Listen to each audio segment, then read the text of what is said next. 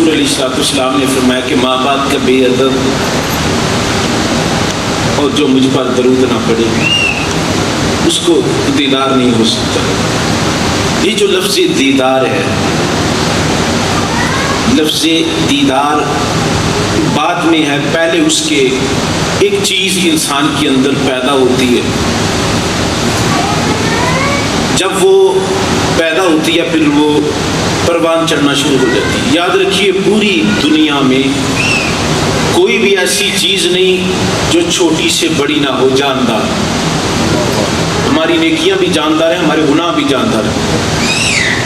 ہر چیز دنیا کی جو جاندار ہے وہ چھوٹی سے بڑی ہوتی ہے. اور جس چیز پر اللہ کی محبت نازل ہو، اس کے حبیب کی محبت آ جائے، وہ مردہ چیز بھی جاندار ہو جاتی ہے. وہ مری ہوئی چیز بھی جاندار ہو جاتی ہے، چاہے وہ پہاڑ ہو. تو وہ دیدار کے حوالے سے جو میں کہہ رہا تھا کہ دیدار سے پہلے ایک چیز انسان کے اندر جنم لیتی ہے، وہ پھر بڑھنا شروع ہو جاتی ہے. آہستہ آہستہ آہستہ آہستہ بڑھتی جاتی ہے، بڑھتی جاتی ہے، وہ اتنی بڑی ہو جاتی ہے، اس کو کہتے ہیں عشق.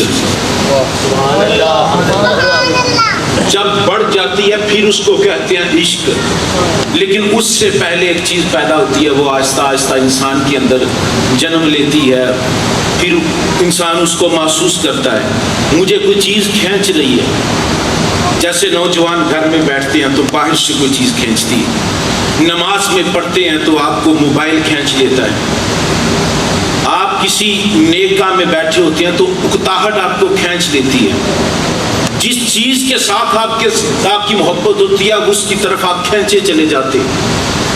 جب ابتدا ہوتی ہے تو انسان کنٹرول کرنا سیکھ جاتا ہے، اس پہ تھوڑا تھوڑا کنٹرول کرتا ہے. لیکن جب وہ بڑھتی ہوئی انتہا تک پہنچتی ہے تو پھر ایک عشق کی آگ میں انسان گر جاتا ہے. وہ آگ کا ایک کنواں ہوتا ہے، اس میں دھکیل دیتے ہیں اس کو. جب اس میں دھکیلا جاتا ہے تو اس کے بعد اس کے اندر ایک پھر اور چیز پیدا ہوتی ہے جو اسے سکون سے بیٹھنے نہیں دیتی، جو اسے سکون سے کوئی چیز کھانے پینے نہیں دیتی. وہ کیا ہوتی ہے؟ وہ یار کا دیدار ہوتا ہے. وہ یار کا دیدار ہوتا ہے. اسے ایک تڑپ ہوتی ہے کہ میرا یار مجھے مل جائے، میرا یار مجھے مل جائے. پھر جب وہ عشق اور بڑا ہوتا چلا جاتا ہے پھر وہ یار کی جدائی میں تڑپنا شروع ہو جاتا ہے. پھر دو دیدار شروع ہو جاتے ہیں. یہاں پہ دو دیدار ہوتے ہیں. ایک دیدار ہے جو سامنے بیٹھ کر یار کو اس طرح دیکھ رہا ہوتا ہے. ایک دیدار وہ ہے کہ یار نظر نہیں آتا، محو تصور یار میں اس طرح گم ہوا بیٹھا ہوتا ہے، وہ بھی یار کا دیدار کر رہا ہوتا ہے. دو دیدار ہوتے ہیں. یہاں پر میں عرض کرنا چاہتا ہوں، جب انسان عشق کی آگ میں جل جاتا ہے، وہ جس کا بھی عشق ہو اس کی خصلتیں، اس کا رنگ اس پر چڑھنا شروع ہو جاتا ہے. لوہا دیکھتے ہیں آپ، اس کو وہ جلانے کا کام نہیں کرتا، لیکن اس کو جب آگ میں گرم کریں گے تو پھر وہ جلانے کا کام بھی کرے گا. اسی لیے جس صحبت میں آپ بیٹھنا شروع ہو جائیں گے، یہ ہمارے مدرسہ کے مفتی صاحب نے وہ آتے ہوئے کسی نے یہ پرچی دیا ان کو، السلام علیکم، کہ دیوبند اور اہل حدیث حضور علیہ السلام کی شان میں گستاخی کرتے. اس بارے میں آپ کا کیا موقف بیان کریں گے اس پر؟ اہل حدیث اور دیوبند، تو یہ میں اس بندے کی خدمت میں آتمان کی عرض کرتا ہوں، قبلہ آپ دیوبندی ہیں تو وہ آپ کا فعل ہے، کوئی اہل حدیث ہے تو وہ اس کا فعل ہے. ہمیں تو ہمارے نبی نے یہ بات سکھائی نہیں کہ کسی میں دخل اندازی کرو. اس طرح جو اپنا عمل کر رہا ہے اس نے اس کے مطابق چلنا ہے، وہ اس کا فعل ہے. ہمیں کسی سے کوئی سروکار نہیں ہونا چاہیے. ارے خود کی اصلاح نہیں ہوئی ہم اس فتنے میں پڑ چکے ہیں، یہ دیوبندی ہے، یہ اہل حدیث ہے، یہ اہل تشیع ہے، یہ فلاں ہے، یہ فلاں ہے. ہماری اپنی تو اصلاح ہی نہیں ہے، ہمارا اپنا دل ابھی تو جاتا ہی نہیں ہے. حضور نے فرمایا بدترین ہوگا وہ انسان جو دنیاوی زندگی قیامت تک گزار دے لیکن میرا دیدار نہ کر سکے. کہاں پہ ہم تو، میں معذرت کرتا ہوں جذباتی لفظ مجھ سے نکل رہے ہیں کہ ہم کہاں پہ بیٹھے ہیں، کس سوچ میں بیٹھے ہیں. ایک اس کو دیکھتے ہیں وہ فلاں ایسے کرتا ہے، جبکہ یہ ہونا چاہیے کوئی نیک عمل کرتا ہے اس کو اپنے اندر سما لیجیے، کوئی برائی کر رہا ہے اس کو اس کے حال پر چھوڑ دیجیے. ہمارے دادا جان کے بڑے بھائی جان تھے سید مست نواز گیلانی رحمۃ اللہ علیہ. آپ کو کوئی فرماتا تھا فلاں بندہ ایسے کرتا ہے تو آپ فرماتے تھے تینوں کسی نل کی تو اپنی نبیڑ، تینوں کسی نل کی تو اپنی نبیڑ، کہ اپنی تم اصلاح نہیں کر سکتے. تو ہمارے اندر اللہ اس کے رسول کا عشق ہی نہیں ہے تو فتنوں میں جا کے کیا کریں گے. میں ایک پچھلے دنوں میں بھی میں سیالکوٹ گیا تھا، وہاں پہ ایک بندے نے جو نا سوال کر دیا مجھ سے، وہ احادیث کے گمبھیر مسائل میں تھا. دیکھیں آپ جب تک علم صرف اور نحو کو اور حدیث کے سارے جو اس پر قانون لاگو ہوتے ہیں جب اس کو سمجھتے نہیں، نہ آپ کسی حدیث کو ضعیف کہہ سکتے ہیں نہ اس کو وہ کچھ بھی نہیں کہہ سکتے. آپ نے سن لیا جس سے بھی سن لیا، کوئی اس کو کہہ رہا ہے ایسے ہے کوئی ایسے ہے. یاد رکھیے ایسی احادیث کے کچھ اشارے ہوتے ہیں، قرآن کریم کی آیات کے کچھ اشارے اور نص ہوتے ہیں جس کو سمجھنے کے لیے عشق کی ضرورت ہوتی ہے. کبھی عشق کے بغیر کسی چیز کا پردہ ہی نہیں ہٹا. خدا عشق کے بغیر پردہ نہیں ہٹاتا تو اس کا کلام میں جو پردہ رب نے رکھا ہے وہ کیسے دور ہو سکتا ہے. میں اس دور نکل گیا، وہ اس کا فیل ہے جو وہ دیوبندی اہل حدیث ہم نے اس میں نہیں پڑھنا. ایک بات ذہن میں رکھے اور آج سے پکا کر لیں کہ ہم نے اپنی اصلاح کرنی ہے اور ہمارا مقصد ہی سادات کا مقصد ہی کسی کی اصلاح کرنا ہے. اصلاح کیا کریں گے؟ یہ سوال چاہے کسی اہل سنت کے بندے نے کیا ہو، یہ جو مجھ سے کیا، لیکن کچھ الفاظ ہیں چیزیں ایسے جو ہمارے اہل سنت بھی غلط کرتے ہیں. اہل سنت کو چاہیے پہلے حضور کا دیوانہ بن. سارا دن ہم گناہ کرتے ہیں، شام کو کہتے ہیں دیوبندی ایسے کرتا ہے، اہل حدیث ایسے کرتا ہے، اہل حدیث ایسے کرتا ہے. تو پھر بات مجھ سے نہیں رہی جاتی، میں کہہ دیتا ہوں شروع سے میری عادت ہی ایسی ہے. ہم پیروں اور مولویوں نے قرآن کو بیچنا شروع کر دیا. ہم نعت پڑھ رہے ہوتے ہیں تو خیال ہوتا ہے کہ اس مصرے پر مجھے لوگ پیسے دیں گے، اس کو بار بار پڑھیں گے.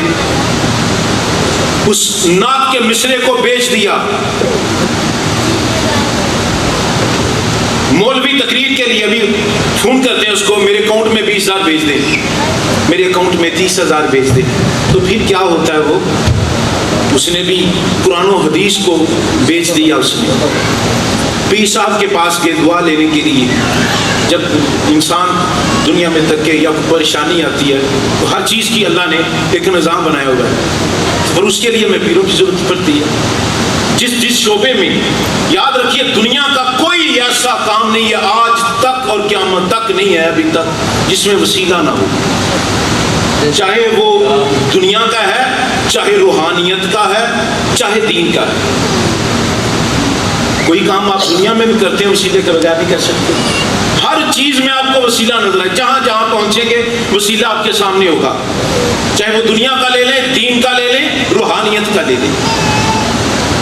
تو وہ پیر کیا ہوتے ہیں، وہ چیلے کاٹا مرید گیا ان کے پاس، کوئی عقیدت مند گیا، کوئی پریشانیوں کا مارا ہوا گیا.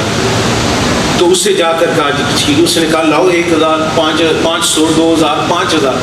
پھر اس کی جو شرینی ہوتی ہے اس نے بھی قرآن کو بیچ دیا. تو کون دین کا کام کرے گا؟ کس کے لیے کریں گے ہم؟ ایک بات میں ذہن میں رکھیے، اب ہم سٹیج پر بیٹھ کر آپ سے کہتے ہیں سبحان اللہ کہیے. اگر آپ نے مولوی کی آواز پہ مزہ اور سرور آیا تو آپ نے سبحان اللہ کہا، یہ جائز نہیں ہے. یہ نہ دیکھیں پیر صاحب تقریر کر رہے ہیں، یہ مولوی صاحب یہ علماء کرام تقریر کر رہے ہیں، اس کی تقریر کا مزہ بڑا آیا، یہ بات نہ کہا کریں. یہ کہا کریں جو اس نے قرآن پڑھا رب کے کلام کا مزہ ہی بڑا آیا، جو ہمارے نبی کا فرمان پڑھا ہے اس کا مزہ بڑا آیا. عاشق جو ہوتے ہیں وہ ہر بات میں اپنے یار کی طلب رکھتے ہیں. سننے میں دو سامعین جو ہوتے ہیں وہ دو پہلو کے بندے ہوتے ہیں، دو پہلو کے بندے ہوتے ہیں. ایک بندے کا ذہن یہ ہوتا ہے وہ بیٹھا ہوتا ہے تین پہلو کے. ایک پہلو کا بندہ یہ ہوتا ہے کہ یہ پیر صاحب بیٹھنا ہے، ان میں دیکھنا ہے یہ تقریر کیسے کرتے ہیں، باتیں کیسی کرتے ہیں. یہاں پر انہوں نے غلط بات کہہ دی، انہوں نے ایسے، وہ نقطہ دار ہوتا ہے، کوئی نہ کوئی خامی کے لیے نقطہ ڈھونڈنے کے لیے. ایک بندہ اس قسم کا بیٹھا ہوتا ہے، وہ اس کا صرف ذہن یہ انسان کے جو مائنڈ ہے، دماغ، اس مائنڈ میں انسان ایک سوچتا ہے، اس کے ذہن بن جاتا ہے، اس کو مائنڈ کہتے ہیں. وہ جس ذہن پہ ذہن چلنا شروع ہو جاتا ہے، میں کہتا ہوں جب بیٹھے تو ذہن کو ہر قدورت سے پاک کر، وہ بیٹھا ہوتا ہے کہ اس نے حدیث پڑھ دی حضور کا نور ہے، اس نے حدیث پڑھ دی اس طرح ہے، اس نے حدیث پڑھ دی یہ پڑھ دی. وہ بیٹھتا سے سوچے گا یہ حدیث کہاں لکھی ہے، اس نے یہ حدیث تو صحیح نہیں ہے، یہ بندہ ایسی حدیثیں بیان کرتا جا رہا ہے، اس کو پتہ ہی نہیں ہے. کیوں کہ وہ اس کو تسلیم نہیں کر رہا ہوتا ان باتوں کو. اتنی سوچ رکھنا بھی وہ حدیث پاک کا انکار ہو جاتا ہے. ایک بندہ وہ ہوتا ہے اس محفل میں بیٹھا جو یہ سوچ رہا ہوتا ہے کہ پڑھنے والا پڑھتا ہے، جب اس کے یار کی بات آتی ہے تو وہ مچلنا شروع ہو جاتا ہے. اسے دنیا کی کوئی فکر نہیں ہوتی، اسے یہ نہیں ہوتا فلاں بندہ برا ہے، فلاں ایسے کر رہا ہے. وہ بس محفل میں بیٹھا ہوتا ہے، وہ مچلنا شروع ہو جاتا ہے. اس کی وجہ کیا ہے؟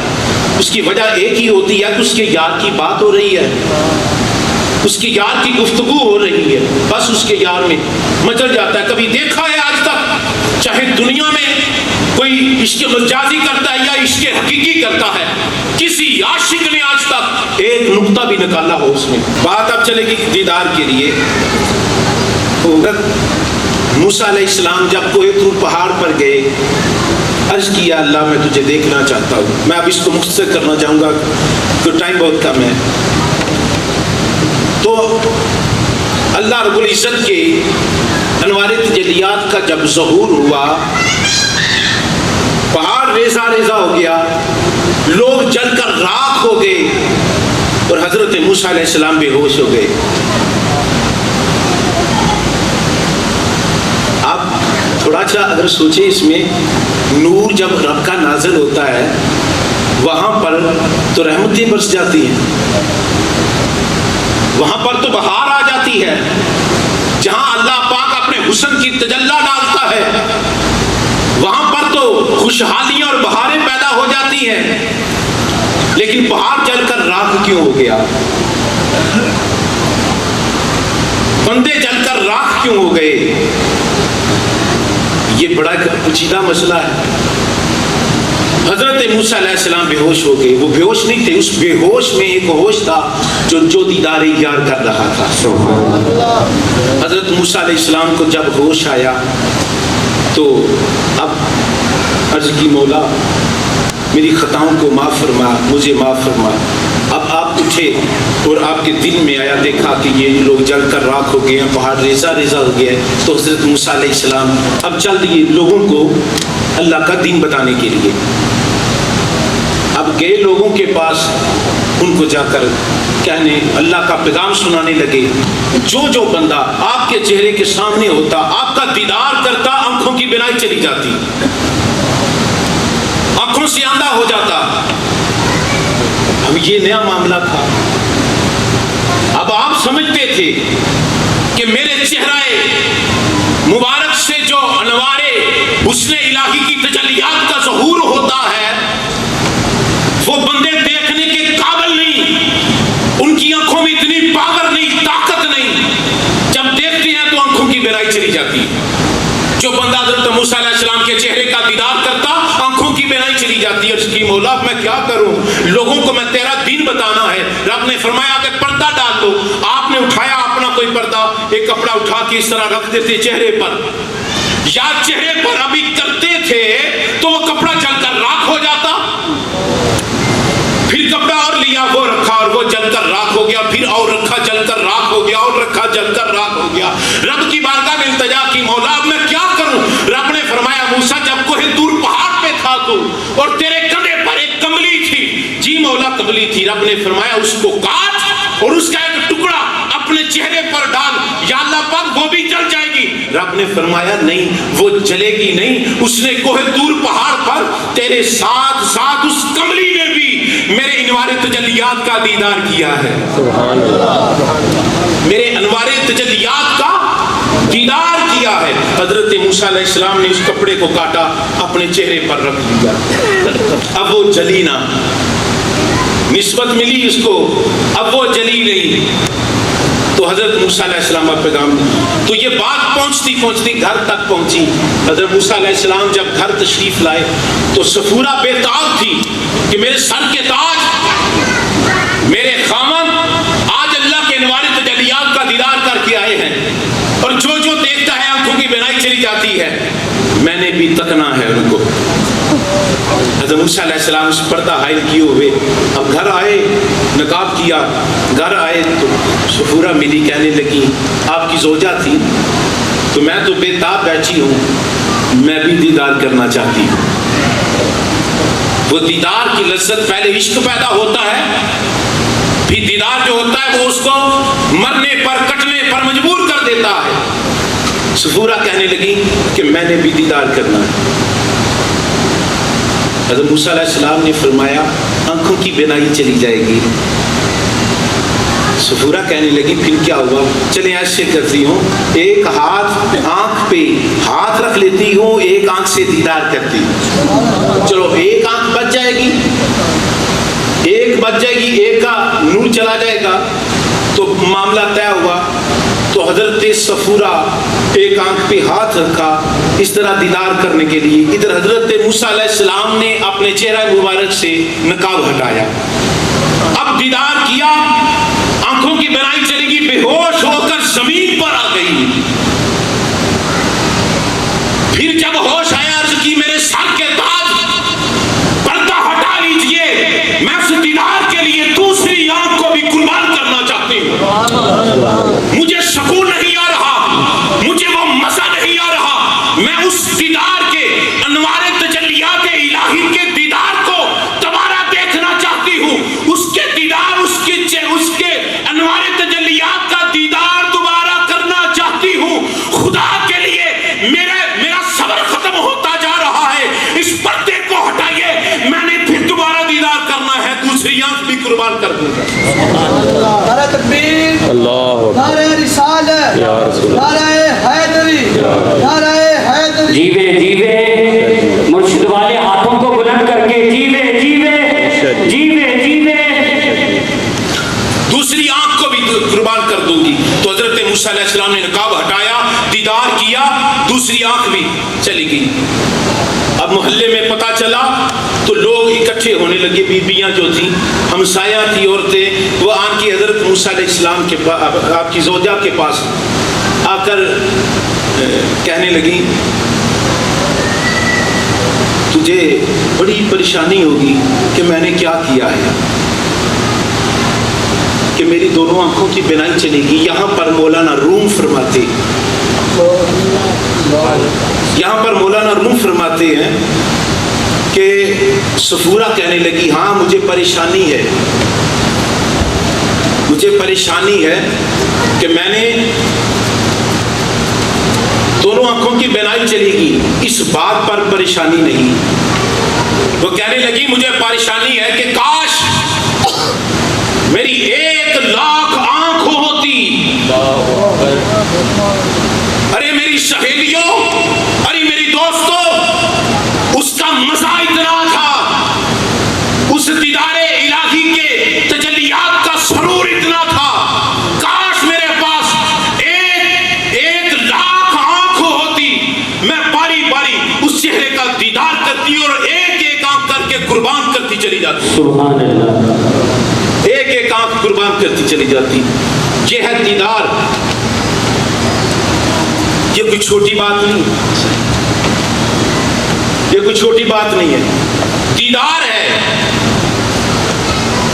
حضرت یہاں پر میں پھر آگے آ جاؤں گا دیدار کی بات کرتے کرتے، حضرت محمد البغدادی रहमतुल्लाह अलैह, आप बाहर निकले सड़कों पर तो एक बंदा सदा दे रहा था, उसके पास एक लौंडी थी, उसके पास एक लौंडी थी, वो बेच रहा था बाहर खड़ा होके। ये हमारी माँ बहनों के लिए बहुत बड़ा पैगाम है, बहुत बड़ा पैगाम। तो वो उसको बेचने के लिए सदा दे रहा था। कोई बंदा 20 दिनार मुझे दे और इसको ले जाए। उस वक्त थे ना लौंडियां रखते थे लोग। तो वो अल्लाह के बंदे कहने लगे, वो औरत मरझाई हुई, चेला जिस्म उसका पीला पड़ चुका था, लेकिन उसके चेहरे से एक अजीब सी नूर की जो शुआएं निकल रही, अजीब सा को लगता था, जो हुस्न था एक, लेकिन कमजोर थी इतनी। उसने सदा दी, जिसका दिल करता है आज ले जाए, लेकिन बाद में कोई मामला हो तो मैं इसका जिम्मेदार नहीं, मैं इसका जिम्मेदार नहीं होगा।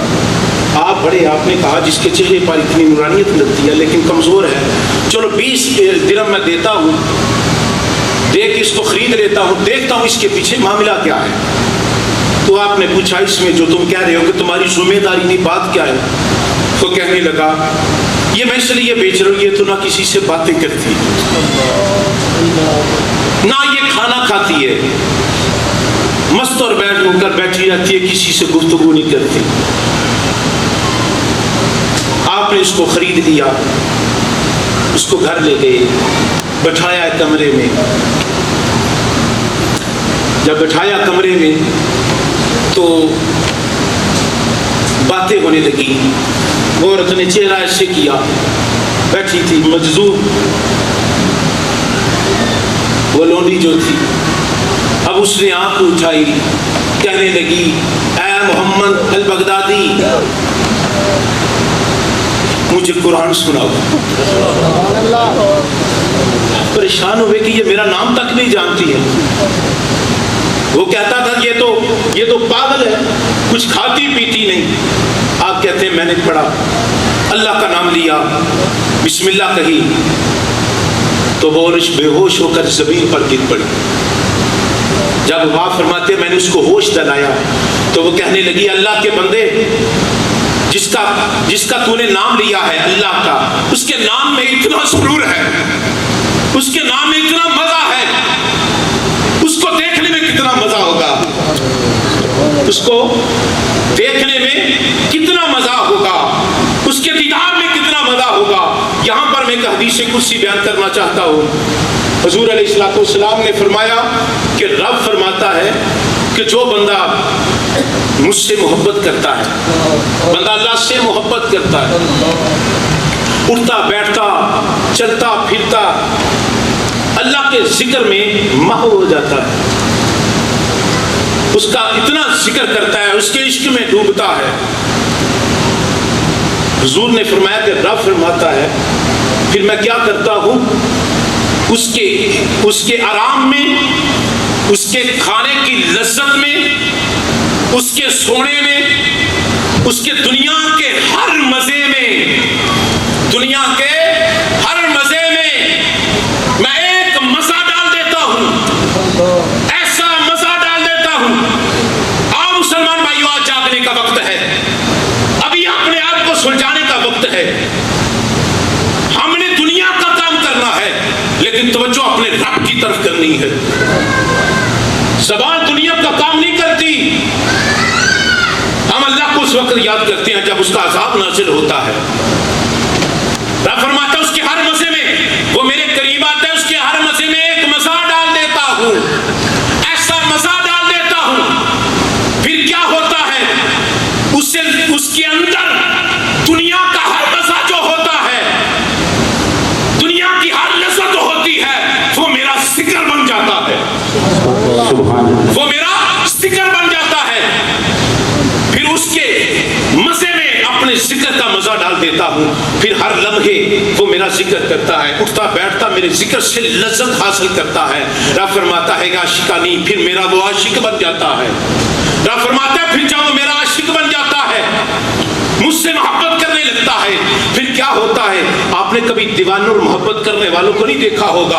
ارے محبت کرنے والے اس کو کہتے ہیں کہ جس کو لوگ کہیں یہ تو دیوانہ ہو گیا ہے، یہ تو پاگل ہو گیا ہے۔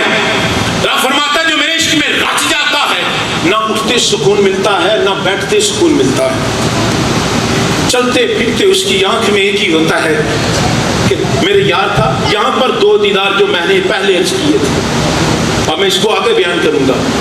چلتا پھرتا اللہ کی یاد میں غرق ہو جاتا ہے، اتنا غرق ہو جاتا ہے دنیا کی ہوش نہیں رہتی، دنیا کی ہوش نہیں رہتی۔ میں پڑھ رہا تھا کہ مجھے علامہ صاحب کے مفتی صاحب فرما رہے تھے کہ درس نظامی کے پیپر چیک کرنے کے لیے گئے، ایک پروفیسر تھے، وہ اٹھتے بیٹھتے اللہ اکبر کرتے رہتے۔ اب وہ اس ذکر میں اتنے ماہر ہو چکے تھے، جن جن بچوں کے ہاں نمبر لگانے تھے اور اس نمبر لگانے کے بعد سائن کرنے تھے، سائن نہ کیے، اللہ اکبر اللہ اکبر اللہ اکبر لکھتے چلے گئے، اللہ اکبر لکھتے چلے گئے۔ اللہ فرماتا ہے پھر وہ میرے ذکر میں مچل جاتا ہے، یہاں تک کہ وہ میرا عاشق بن جاتا ہے۔ عاشق ہونے کے بعد میرے لیے تڑپتا ہے، سوتا ہوا اٹھتا ہوا بیٹھتا ہوا میرے ذکر میں محو ہو جاتا ہے۔ پھر رب فرماتا ہے پتہ کیا ہوتا ہے؟ میں بھی اس سے محبت کرتا ہوں، سبحان اللہ، پھر میں بھی اس سے محبت کرتا ہوں، اتنی محبت کرتا ہوں۔ پھر جب وہ محبت انتہا تک پہنچتی ہے، رب فرماتا ہے اس بندے کی آگے اور میرے درمیان ایک پردہ ہوتا ہے، پھر میں اس پردے کو ہٹا کر اس بندے کو اپنا دیدار کروا دیتا ہوں۔ اللہ